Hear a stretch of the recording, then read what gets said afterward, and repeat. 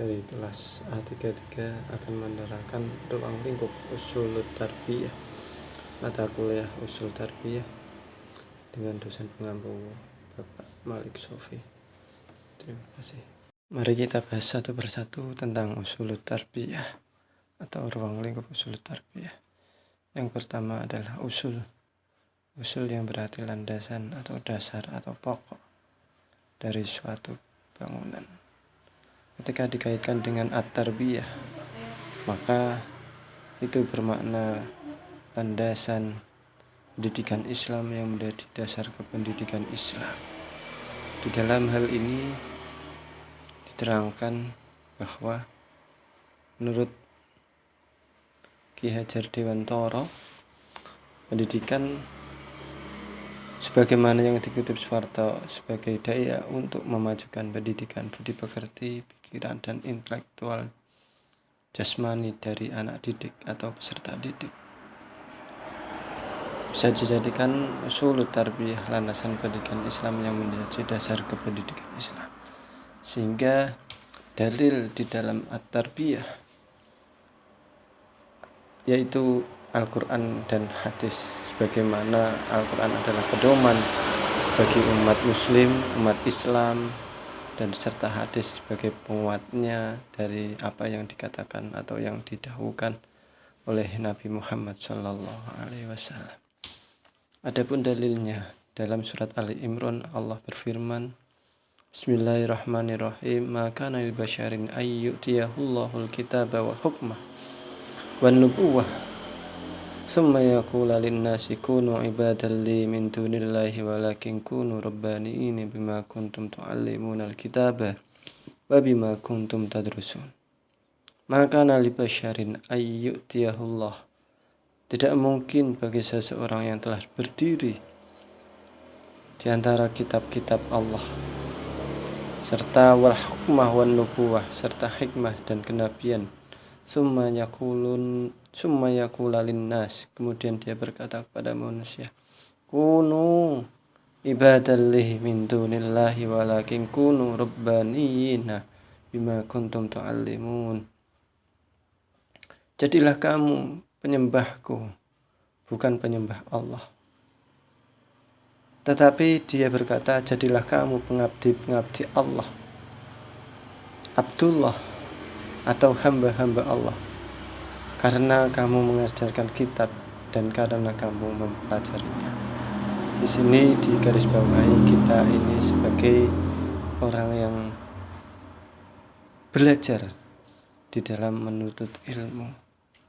Makanya di dalam surat selanjutnya, surat Al-Alaq ayat 1-5, Allah Ta'ala berfirman ketika itu turunnya ayat pertama 1-5, ketika Nabiullah Muhammad SAW menerima wahyu.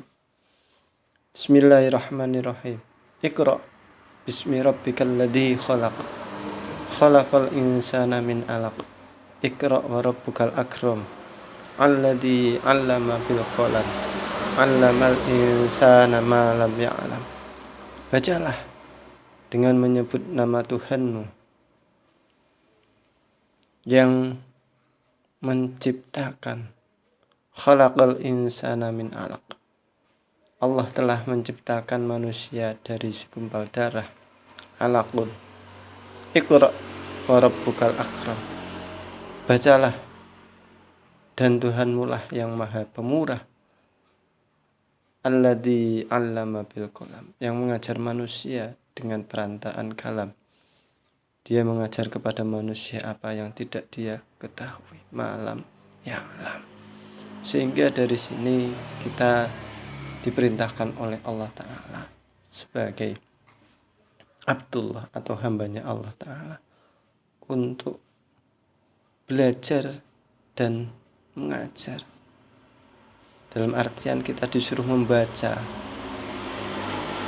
apa yang telah diperintahkan oleh Allah Ta'ala berupa ayat-ayat kauniyah maupun ayat-ayat qauliyah dari Allah Ta'ala. Dalam hadisnya Rasulullah Sallallahu Alaihi Wasallam riwayat Hakim, mana khala walidan min afdola min adabian hasan, yang artinya tiada suatu pemberian yang lebih utama dari orang tua kepada anaknya selain pendidikan yang baik.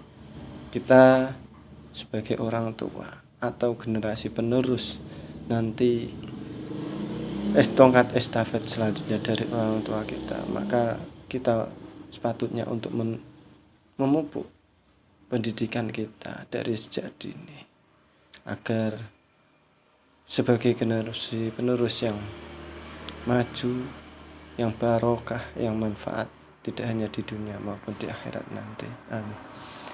Sedangkan yang kedua,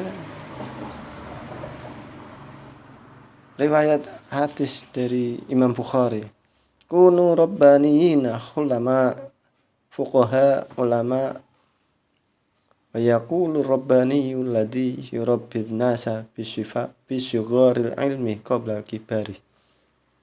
Artinya jadilah pendidik atau pengajar atau seorang guru yang penyantun berupa ahli fikih dan ulama yang disebut pendidik apabila seseorang mendidik manusia dengan memberikan ilmu sedikit demi sedikit yang lama-lama menjadi banyak. Bisyugharil ilmi qabla kibari, yaitu kita perlahan-lahan mendekati anak didik kita, santri kita, murid kita dengan kelembutan hati, dengan selalu membimbing kepada murid-murid kita. Sehingga daripada itu, fungsi dan tujuan usulut tarbiyah, yaitu yang pertama sebagai rujukan penyusunan ilmu-ilmu pendidikan Islam.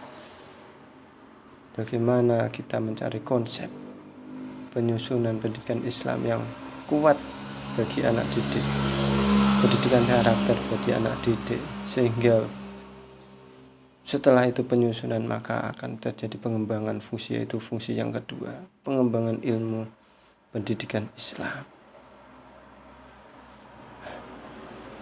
Pengembangan inilah yang didasari atas rujukan-rujukan penyusunan ilmu tarbiyah dan bertujuan untuk dasar ilmu pendidikan.